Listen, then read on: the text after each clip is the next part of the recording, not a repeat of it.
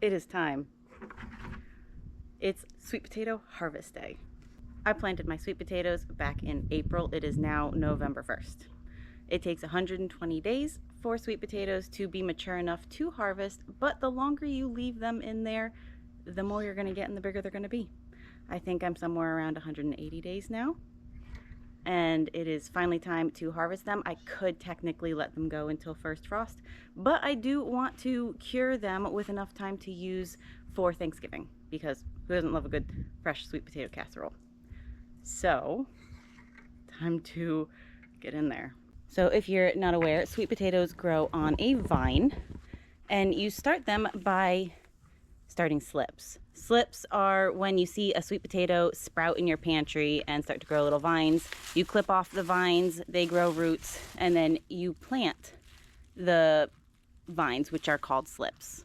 You don't plant the whole potato, you just plant that vine, and the vine will grow sweet potatoes off of the roots it set. I've got my bucket and I'm ready to start digging. I think I planted maybe 5 slips in total, maybe 6. I honestly lost track. I just kept clipping them off the potato as more would sprout and putting them in the soil. Initially, I just planted them in this little section here, which is 5 foot by 3 foot. And then I just let the vines sprawl out. So they've sprawled all the way across this bed and up a good part of the trellis, joining my loofah, so it'll be fun detangling this mess.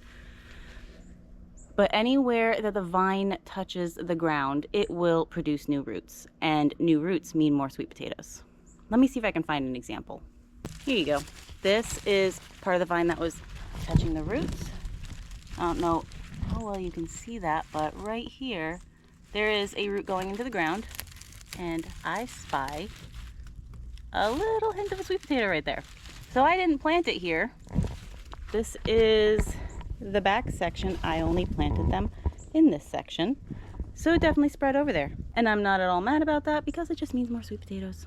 I will say it was a little bit more lush and thick, but we've had some cold nights and some of the foliage had started to die back, plus had cutworms chewing on the leaves as well as chickens.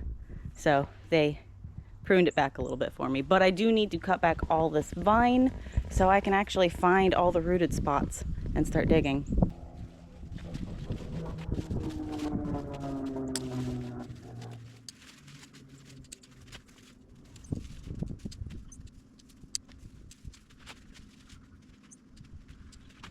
Well, that was slightly more challenging than I expected.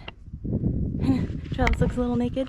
I had to be really careful. I didn't want to damage the loofah vine, and when they're growing all intertangled with each other, it was kind of hard to be sure which vine I was cutting. So that's all still growing. I didn't want to disturb it, but there's sweet potatoes in there, and a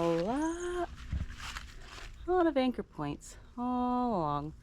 Hopefully I didn't damage this too bad. I think I did okay.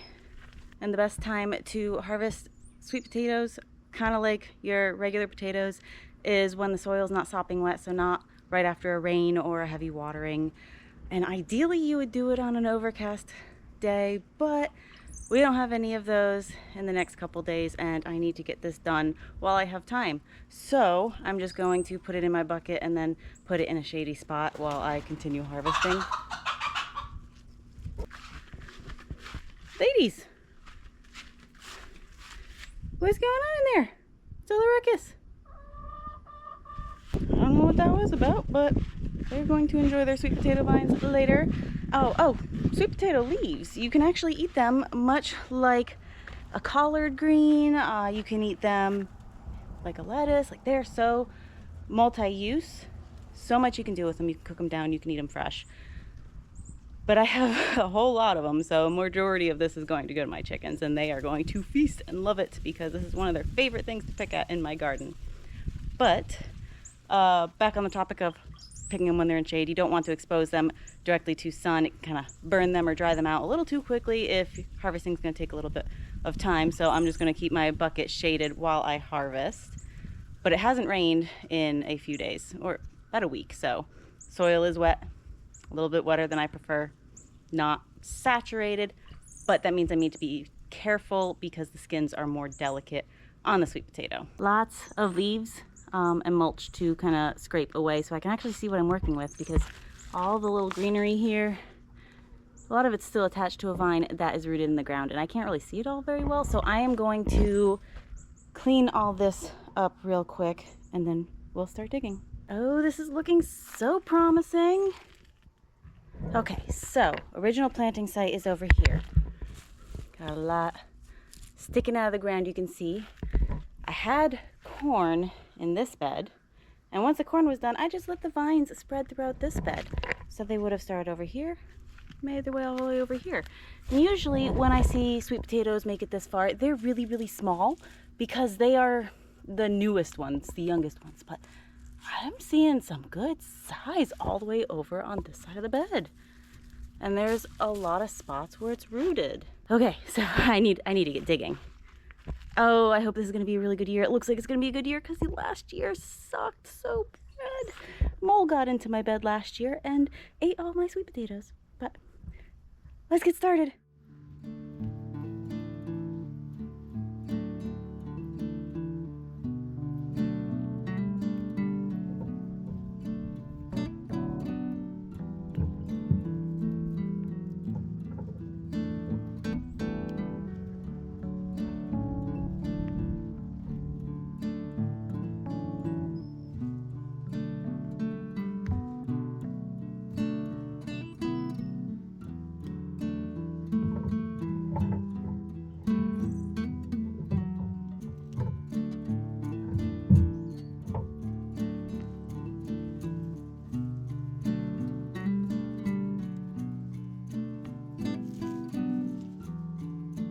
One section done.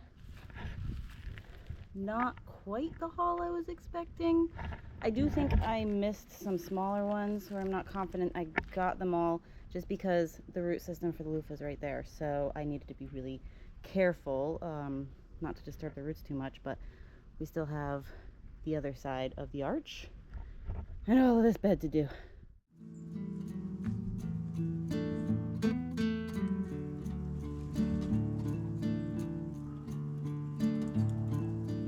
Oh yeah, that's more like it.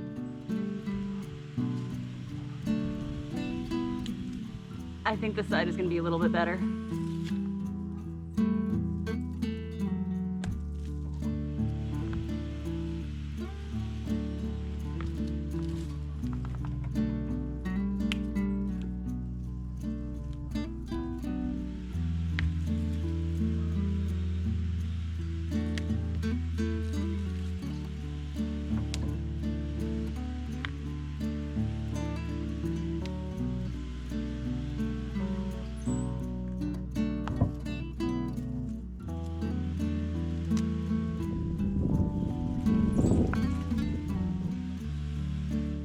All right, that bucket's looking a little bit better.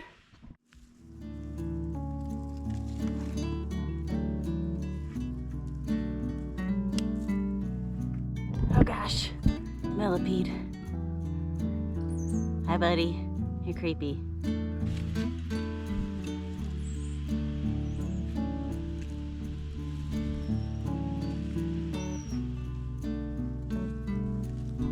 Oh, that's a nice one.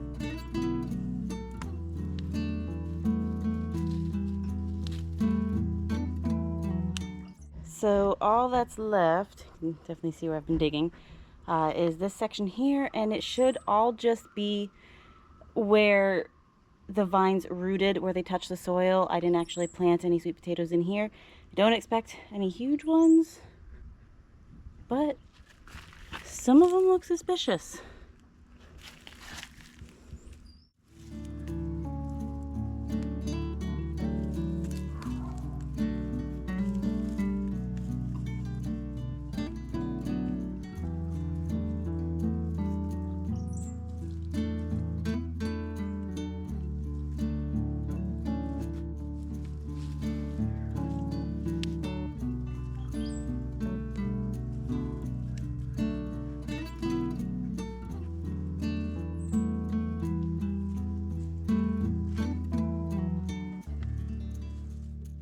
Well, my battery died and I was not aware, so hopefully I didn't lose too much of that, but all the beds are dug up. And that's not too bad considering the minimal effort I put into this. Not the best harvest I have ever had, but a far cry from the worst. Let me get this spread out so I can see exactly how much we got. I'm gonna lay them out in a shady area so the soil on them can dry, and then I can just gently brush them off with a soft bristled brush, because you really don't want to damage the skin, and when they're still fresh like this, the skin is really delicate. Okay, I'll take it. Still not as much as I expected. I think next year I will maybe buy actual slips. So far, every time I've grown sweet potatoes, I just got an organic sweet potato from the store. Variety unknown, what it's been through unknown, age unknown, and sprouted my own slips. And it worked great. In the last couple of years, just not quite as good as it once was. Last year was definitely a mole problem. But next year, maybe I will do some research into different varieties, ones that's better suited for my area or has certain qualities I'm looking for, and actually grow sweet potatoes from slips and sweet potatoes that were meant for growing and not from the grocery store. So we'll give that a try. But I'm gonna let these dry out a little bit, come back and brush them off, and then weigh them to see if we did any better than last year. I think we did.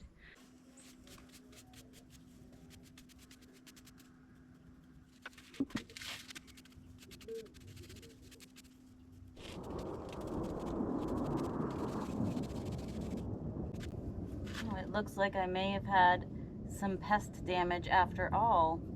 Some mole damage, vole damage, general critter damage.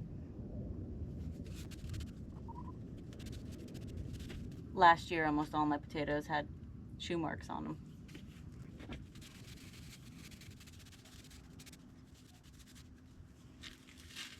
All right, now that all the excess dirt is brushed off of these, let's weigh them.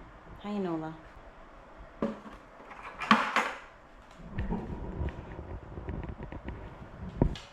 .4 pounds potatoes. Far from my biggest haul, but it's respectable. So these need to cure, and curing isn't just to make them last longer, it's to heal blemishes, to increase storage, and also to sweeten them. Curing them converts these starches into sugars and makes your sweet potatoes sweeter. You can eat them right out of the ground like this, but they are going to be a lot starchier, not nearly as sweet as, say, one that you would find in the supermarket, the farmer's market, or wherever you get your sweet potatoes. So curing them makes them tastier.